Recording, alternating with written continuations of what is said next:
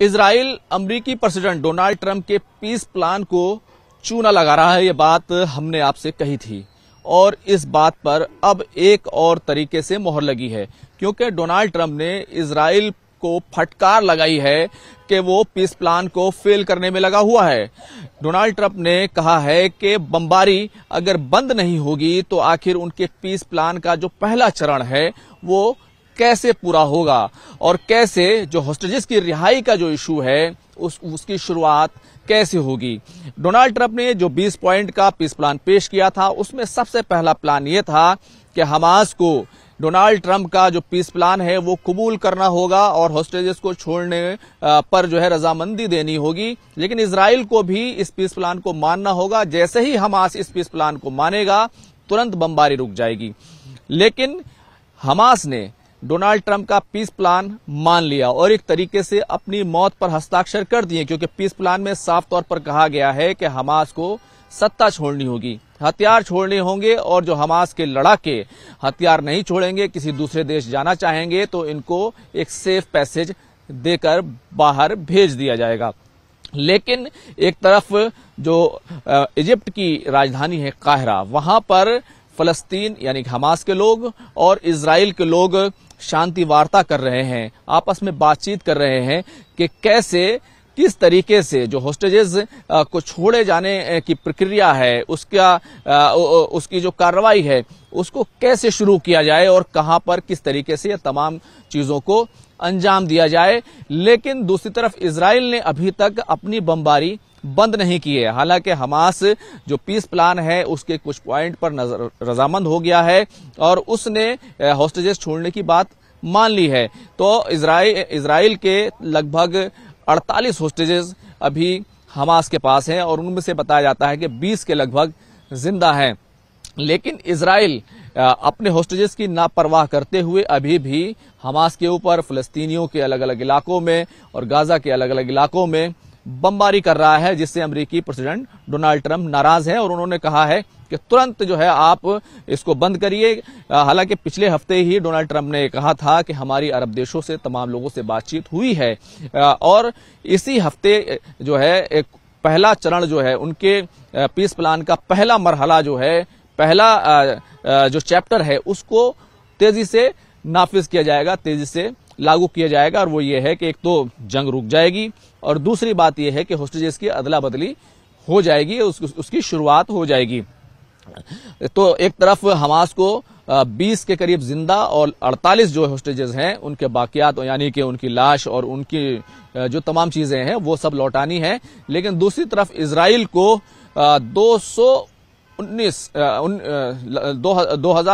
1950 यानी कि लगभग 2000 जो कैदी हैं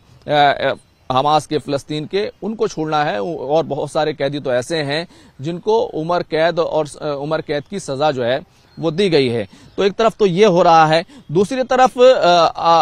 तरफ जो बड़ी बात ये हो रही है कि मिस्र ने क्या किया है, जो इजिप्ट ने जो सीना का इलाका है वहां पर भारी भरकम जो है अपनी फौजों को जमा किया है, असलहा बारूद और रडार सिस्टम और तमाम हथियार बंद और यहां तक के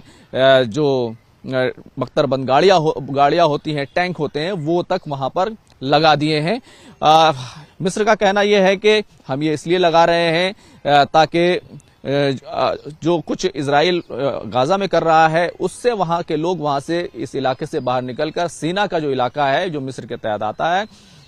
इजिप्ट के तहत आता है, उसमें ना आ जाए और हम ये बिल्कुल बर्दाश्त नहीं करेंगे। हालांकि इजराइल का कहना यह है कि कैंप डेविड का जो मुआहदा हुआ था, जो हमारा एक समझौता हुआ था, ये सब उसकी खिलाफ वर्जी है, क्योंकि उस समझौते में जब 1970 की दहाई में हुआ था और सीना के इलाके पर इजराइल ने कब्जा कर लिया था, फिर कैंप डेविड का समझौता हुआ और उस मुआहदे उस समझौते में सीना का इलाका मिस्र को वापस कर दिया गया था। लेकिन ये कहा गया था ये इलाका जो एक तरीके का बफर जोन रहेगा, यहाँ पर जो अफवाज हैं, जो फौज हैं और सैनिक हैं, वो तमाम चीजें यहाँ पर नहीं की जाएंगी। लेकिन वो वक्त और था ये वक्त और है। दोनों के जो खतरात हैं, दोनों के जो एक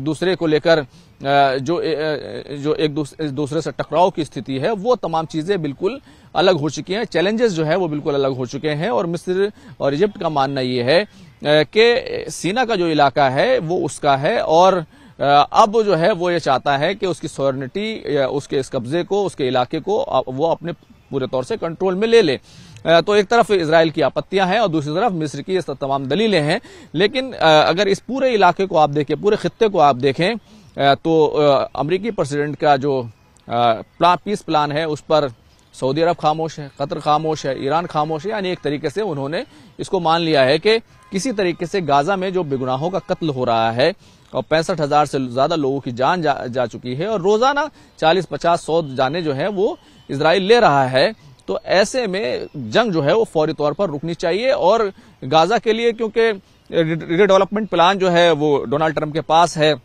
उन्होंने उसको रिडेवलप करने के लिए कहा है और वहां पर जो बाहर की जो विदेशी फौजें होंगी उसका कंट्रोल लेने के लिए कहा है। जो इंटरनेशनल स्टेबलाइजेशन सिक्योरिटी फोर्स वहां पर जाएगी वो कंट्रोल जो है आईडीएफ से अपने हाथ में ले लेगी। ये तमाम बातें हैं, उसको लेकर जो है एक तरीके से रजामंदी और खामोशी जो है वो कहीं ना कहीं नजर आ रही है।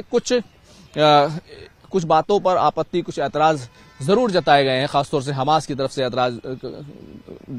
ऐतराज किया गया है कि बाहर के लोगों का राज या प्रशासन जो है वो बिल्कुल बर्दाश्त नहीं करेंगे, वो हथियार भी डालेंगे और हथियार छोड़ेंगे और सत्ता छोड़ेंगे तो अपने ही फलस्तीनी किसी गुट के लिए छोड़ेंगे, फलस्तीनी अथॉरिटी कोई बनाई जाए उसके लिए छोड़ेंगे। लेकिन पहले 2-3 चीजें हैं उन पर जो है एक तरीके की रजामंदी हो गई है, क्योंकि हमास खुद सत्ता छोड़ने के लिए, अगर वहां पर इख्तिदार छोड़ने के लिए राजी हो गया है तो ये सबसे बड़ी बात है। तीसरा जो बड़ा अपडेट है वो ये है कि जो फ्लोटीला को लेकर, जो इंटरनेशनल फ्लोटीला गाजा जा रहा था, जिस तरीके से इजराइल की नेवी ने उसको रोक लिया था और जो 37 मुल्कों के जो लोग थे वो तमाम उसमें थे, 257 के आसपास जो लोग थे उनको इजराइल ने रोक लिया था। और अभी जो फिलहाल 137 के आसपास जो लोग हैं और उनके साथ दुर्व्यवहार की जो खबरें आ रही हैं, तो ये तमाम जो चीजें जो है वो हैं और इजराइल अब उनको डिपोर्ट कर रहा है। लगभग 36 लोगों को इस्तांबुल डिपोर्ट किया गया है और इस्तांबुल से जो अलग अलग मुल्कों के लोग हैं वो अलग अलग अपने अपने मुल्क जो है वो चले गए हैं। लेकिन ये खबरें जरूर आई हैं कि इजराइल ने बहुत ज्यादा जो नामी ग्रामी ह्यूमन राइट्स कार्यकर्ता है, ह्यूमन राइट्स एक्टिविस्ट हैं, उनके साथ भी इजराइल ने कोई अच्छा सलूक नहीं किया है। और ये कोई ऐसा नहीं है कि इजराइल से इसकी उम्मीद नहीं की जानी चाहिए, क्योंकि इजराइल जो कुछ फलस्तीन में करता रहा है और जिस तरीके से करता रहा है और जिस तरीके से अपनी बात को जायज बताता रहा है, उसमें दुर्व्यवहार करना ये कोई बड़ी बात जो है नहीं मानी जा रही है। लेकिन कहीं ना कहीं जो दुनिया है उसके शहरियों के साथ, उसके सिटीजन्स के साथ, उसके प्रोमिनेंट सिटीजन्स के साथ अगर इस तरीके का बर्ताव जो है इजराइल करता है तो उसको उसकी मुखालफत के लिए तैयार होना चाहिए। और यही सब कुछ जो है जब 10 यूरोपियन कंट्रीज ने फलस्तीन को मान्यता दी थी, तस्लीम किया था रियासत के तौर पर, तो इजराइल पूरी तरीके से बौखला गया था। और उसके बाद नेतन्याहू अमेरिका गए, वाशिंगटन गए और वहां जाकर डोनाल्ड ट्रंप के साथ मिलकर एक जो है ये पीस प्लान जो है वो सामने आया। अब लोगों का कहना यह है कि नेतन्याहू ने इस पीस प्लान को मान तो लिया है, लेकिन इस पीस प्लान में भी एक चूना वो लगा रहे हैं। वो चूना ये है कि इस पीस प्लान का कहना है कि 2 स्टेट सोल्यूशन एक तरीके से होगा और इजराइल फलस्तीन को तस्लीम करेगा, उसको राज्य का दर्जा देगा, उसके स्टेट को मानेगा। लेकिन नेतन्याहू ने, इजराइल ने इस प्लान को मान तो लिया है, लेकिन ना तो बमबारी बंद की है, बमबारी चल रही है, दूसरी तरफ उनका जो बयान आया है उसमें फलस्तीनी स्टेट को तस्लीम करने और उसे रियासत का दर्जा देने की बात बिल्कुल नहीं की गई है और बिल्कुल भी जो है फलस्तीन को रिकॉग्नाइज करने की बात इजराइल ने नहीं की है। और इजराइल हमेशा से ये कहता रहा है वो कभी फलस्तीनी स्टेट को मानेगा नहीं। हालांकि पूरी दुनिया अब इस बात के हक में है कि इजराइल एक अलग स्टेट हो, फलस्तीन एक अलग स्टेट हो और दोनों मिलकर अमन और शांति के साथ रहें। तो फिलहाल गाजा में बातचीत जारी है और इस बीच डोनाल्ड ट्रंप की फटकार जो है वो इजराइल के लिए आई है। कैमरामैन प्रकाश गुप्ता के साथ खुर्रम शहजाद, न्यूज़ 18 दिल्ली।